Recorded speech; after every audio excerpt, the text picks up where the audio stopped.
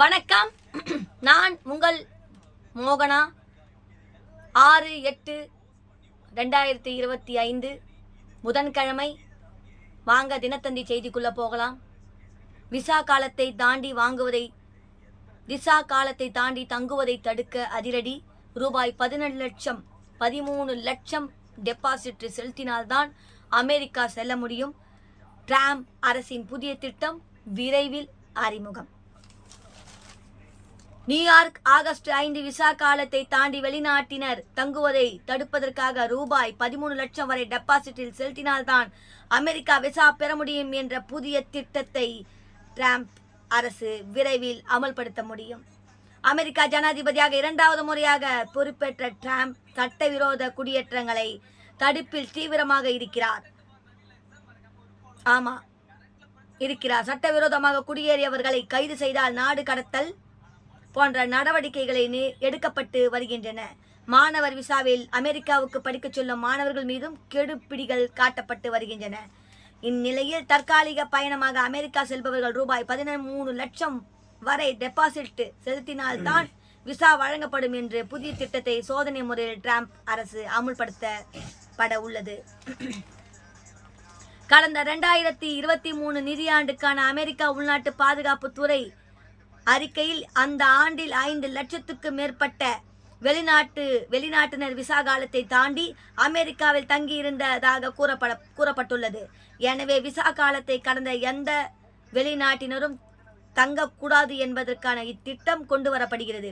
இது பற்றி அமெரிக்கா வெளியுறவுத்துறை வெளியிட்டுள்ள அறிக்கையில் கூறப்பட்டு இருப்பதாவது: அமெரிக்கா வருபவர்களுக்கான 12 மாத கால விசா பிணை பத்திர சோதனை திட்டம் அறிமுகப்படுத்தப்படும்.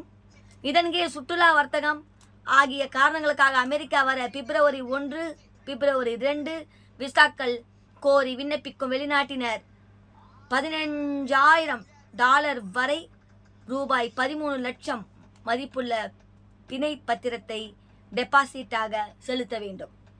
விசா காலத்தை கடந்து தங்கி இருக்கும் வெளிநாட்டினரால் ஏற்படும் தேச பாதுகாப்பு அச்சுறுத்தலில் இருந்து அமெரிக்காவை பாதுகாக்க டிரம்ப் அரசின் வெளிநாட்டு கொள்கையின் முக்கிய தூணாக இத்திட்டம் பார்க்கப்படுகிறது. எந்தெந்த நாட்டின் விசா காலத்தை கடந்து அதிகமாக தங்கி இருக்கிறார்களோ அவர்களுக்கு இந்த திட்டம் பொருந்தும். வசிப்பிட தேவையின்றி குடியுரிமை பெற்றவர்கள், போதிய